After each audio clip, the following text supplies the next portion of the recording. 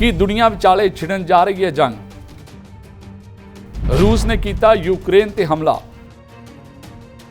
NATO ने रूस नूं दित्ती चेतावनी। रूस का नाटो नूं मिलिया जवाब। अमेरिका ते भारत का भी आया प्रतिकरम। रूस ते यूक्रेन विचाले आखिर दुश्मनी की वजह की। सत श्री अकाल। बुलेटिन देख रहे सारे ही दर्शकों का स्वागत है। मैं हाँ जतिंदर सिंह। इस बुलेटिन दे विच अज असीं गल करांगे रूस ते यूक्रेन दे विचाले बने हुए तनाव की। ये लगातार तनाव बनया होया सी ते इसने हुण जंग का रूप भी धार लिया। दुनिया ते एक बार फिर इस तनाव के करके विश्व जंग का खतरा मंडराउण लग्या है। वजह रूस ते यूक्रेन दे विचाले लगातार चल रही खिच्चोतान। इस खिच्चोतान विचाले रूस ने यूक्रेन के कई हिस्सों के उत्ते हमला कर दिता, जिस दे विच कई लोगों की जान भी चली गई। इस हमले तो बाद नाटो ने कहा कि रूस का यूक्रेन ते हमला कौमांतरी कानूनों की उलंघना है और रूस नूं चेतावनी दी है कि इसका जवाब दिता जाएगा। उधर रूस ने भी पलटवार करदिआं नाटो नूं चेतावनी दे दी है। आखिरकार की है रूस ते यूक्रेन विचाले दुश्मनी की वजह, देखो रिपोर्ट।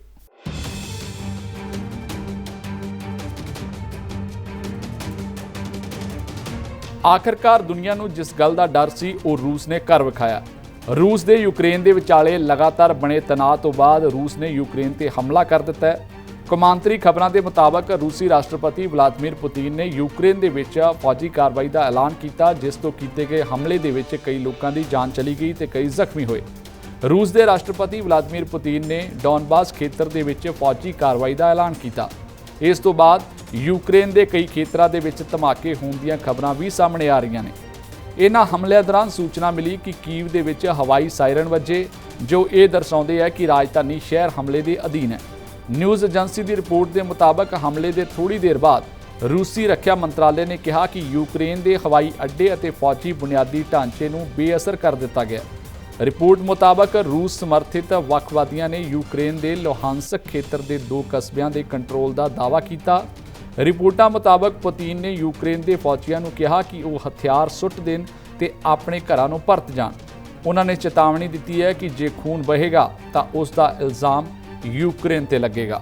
उधर यूक्रेन के राष्ट्रपति वोलोदिमीर ज़ेलेंस्की ने कहा कि रूस ने यूक्रेन की सरहद से 2 लाख फौजी तैनात कर दिते हैं।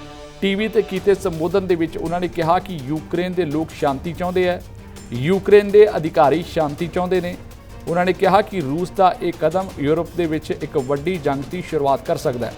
उन्होंने रूस नूं चेतावनी देते हुए कहा कि जे वो हमला करते हैं, जे वो साडा देश लैण की कोशिश करते हैं, साडी आज़ादी, साडी जिंदगी, साडे बच्चों की जिंदगी, तो असी भी अपना बचाव करांगे।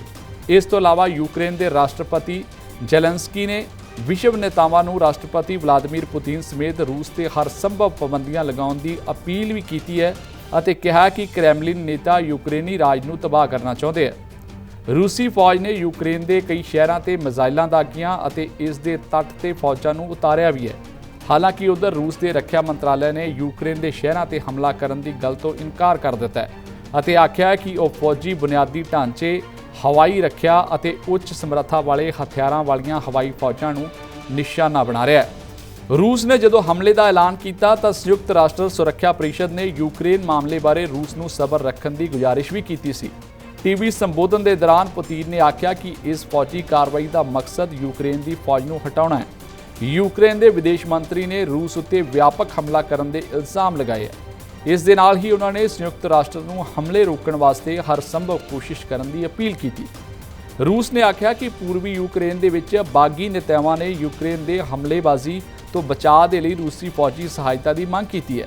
क्रेमलिन के बुलारे दमित्री पेस्कोव ने कहा कि बागी नेतावां ने रूस के राष्ट्रपति पुतिन नूं पत्र लिखिया कि यूक्रेनी फौजां गोलीबारी ने आम नागरिकों को मारिया और कईयां नूं भज्जण दे लई मजबूर किया।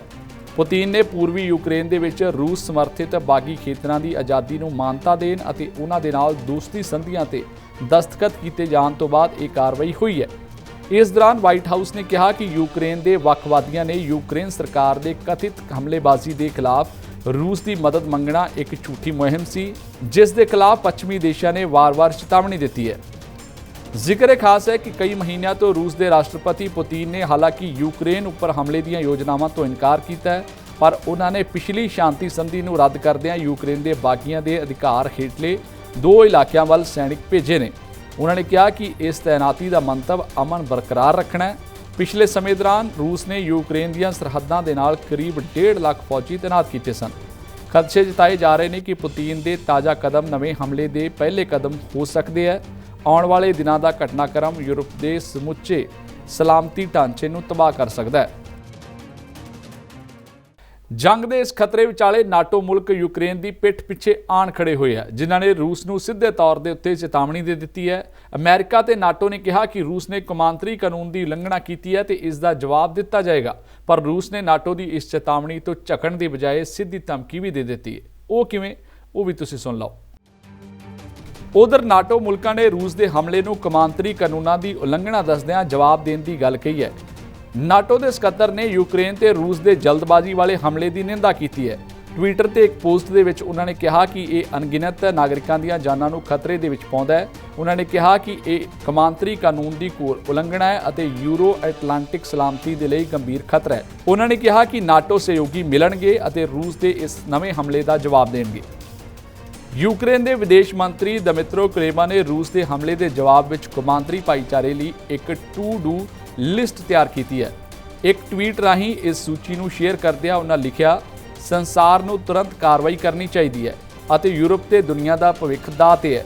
ਕੁਲੇਬਾ ਨੇ ਰੂਸ ਦੁਆਰਾ ਸਵਿਫਟ ਵਿੱਤੀ ਲੈਣ ਦੇਣ ਪ੍ਰਣਾਲੀ ਦੀ ਵਰਤੋਂ ਤੇ ਪਾਬੰਦੀ ਲਗਾਉਣ ਸਮੇਤ ਉਸ ਤੇ ਤੁਰੰਤ ਗੰਭੀਰ ਪਾਬੰਦੀਆਂ ਲਗਾਉਣ ਦੀ ਮੰਗ ਕੀਤੀ ਹੈ। ਉਹਨਾਂ ਇਹ ਵੀ ਕਿਹਾ ਕਿ ਵਿਸ਼ਵ ਨੂੰ ਰੂਸ ਨੂੰ ਪੂਰੀ ਤਰ੍ਹਾਂ ਅਲੱਗ-ਥਲੱਗ ਕਰ ਦੇਣਾ ਚਾਹੀਦਾ ਹੈ, ਜਦਕਿ ਯੂਕਰੇਨ ਨੂੰ ਹਥਿਆਰ, ਸਾਜ਼ੋ ਸਮਾਨ, ਵਿੱਤੀ ਸਹਾਇਤਾ ਅਤੇ ਮਾਨਵਤਾਵਾਦੀ ਮਦਦ ਦਿੱਤੀ ਜਾਣੀ ਚਾਹੀਦੀ ਹੈ।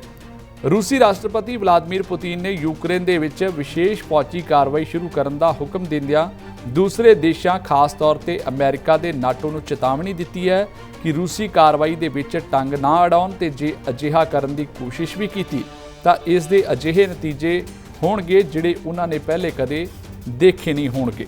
ਹੁਣ ਗੱਲ ਕਰਦੇ ਹਾਂ ਕਿ ਰੂਸੀ ਸੈਨਿਕ ਕਿੱਥੇ ਤੇ ਕਿਉਂ ਭੇਜੇ ਜਾ ਰਹੇ ਆ। ਰੂਸ ਤੇ ਯੂਕਰੇਨ ਵਿਚਾਲੇ ਤਣਾਅ ਦੇ ਆਖਰਕਾਰ ਕਾਰਨ ਕੀ ਨੇ?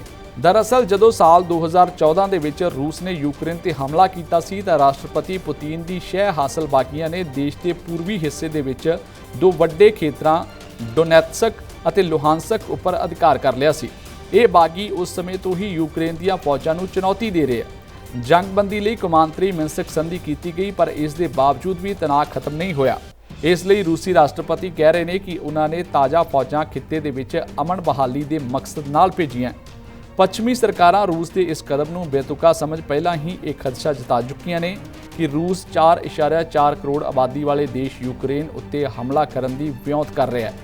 ਭੂਗੋਲਿਕ ਪੱਖ ਤੋਂ ਦੇਖਿਆ ਜਾਏ ਤਾਂ ਯੂਕਰੇਨ ਰੂਸ ਦੇ ਨਾਲੋਂ ਬਹੁਤ ਹੀ ਛੋਟਾ ਦੇਸ਼ ਹੈ। ਭੂਗੋਲਿਕ ਪੱਖ ਤੋਂ ਯੂਕਰੇਨ ਦੇ ਇੱਕ ਪਾਸੇ ਰੂਸ ਹੈ ਤਾਂ ਦੂਸਰੇ ਪਾਸੇ ਯੂਰਪੀ ਯੂਨੀਅਨ। ਰੂਸ ਲੰਬੇ ਸਮੇਂ ਤੋਂ ਯੂਕਰੇਨ ਦੇ ਯੂਰਪੀ ਸੰਸਥਾਵਾਂ, ਨਾਟੋ ਅਤੇ ਯੂਰਪੀ ਯੂਨੀਅਨ ਨਾਲ ਵੱਧਦੇ ਝੁਕਾਅ ਦਾ ਵਿਰੋਧ ਕਰਦਾ ਆ ਰਿਹਾ ਹੈ। ਪੁਤਿਨ ਦਾਅਵਾ ਕਰਦੇ ਹੈ ਕਿ ਯੂਕਰੇਨ ਪੱਛਮੀ ਸਰਕਾਰ ਦੀ ਕਠਪੁਤਲੀ ਬਣ ਗਿਆ ਹੈ ਅਤੇ ਆਜ਼ਾਦ ਰਾਜ ਨਹੀਂ ਕਰ ਰਿਹਾ।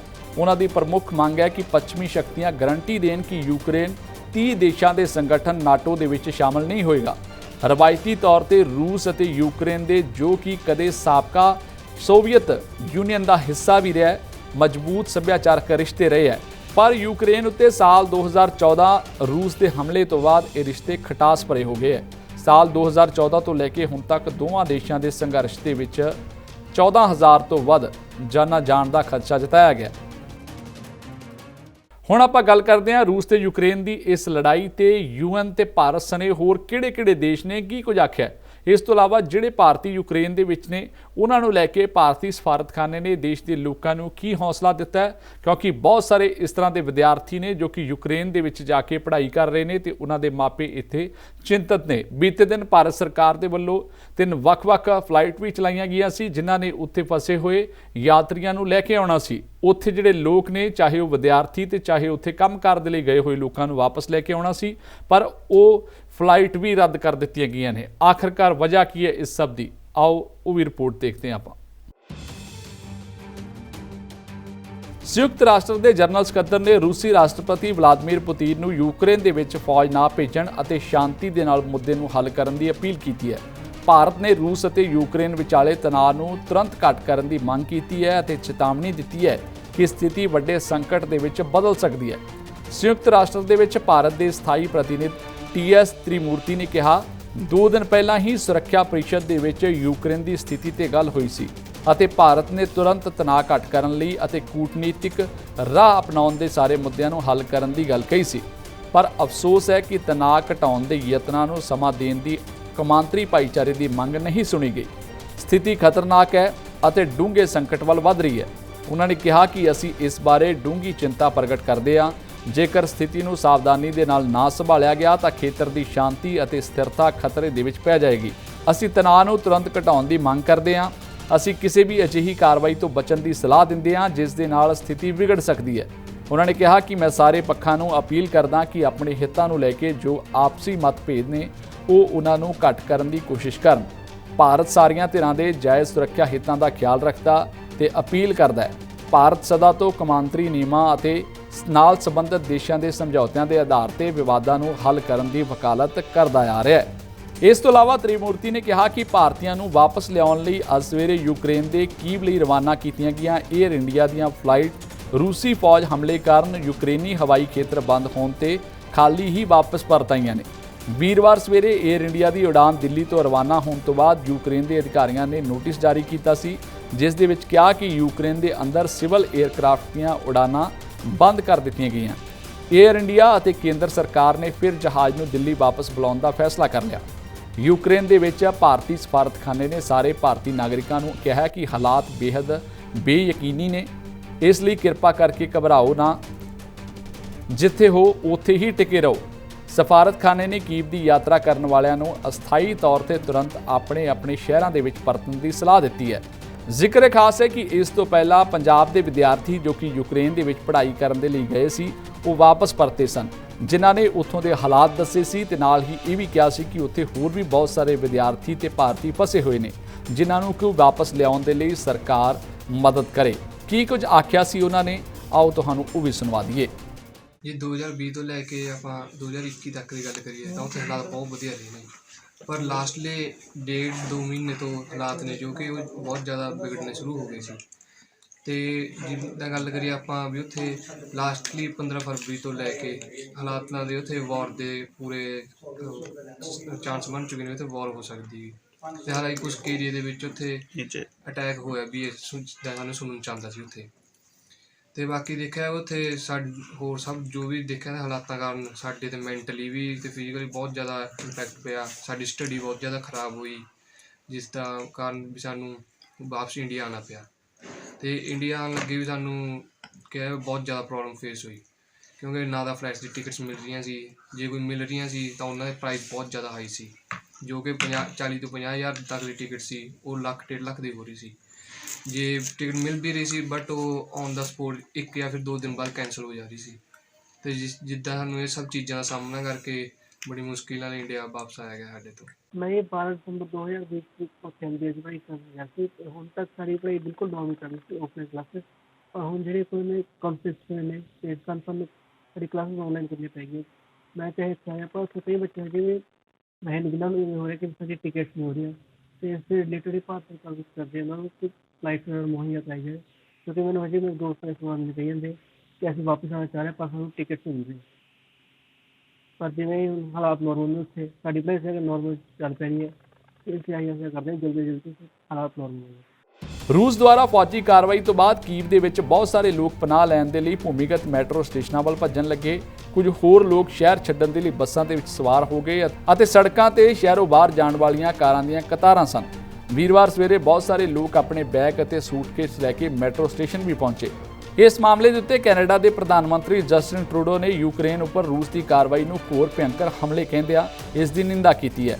ਟਰੂਡੋ ਨੇ ਆਪਣੇ ਟਵੀਟ ਦੇ ਵਿੱਚ ਲਿਖਿਆ, ਕੈਨੇਡਾ ਸਭ ਤੋਂ ਵੱਧ ਸਖਤ ਸੰਭਵ ਸ਼ਬਦਾਂ ਦੇ ਵਿੱਚ ਰੂਸ ਤੇ ਯੂਕਰੇਨ ਉੱਪਰ ਘੋਰ ਭਿਅੰਕਰ ਹਮਲੇ ਦੀ ਨਿੰਦਾ ਕਰਦਾ ਹੈ।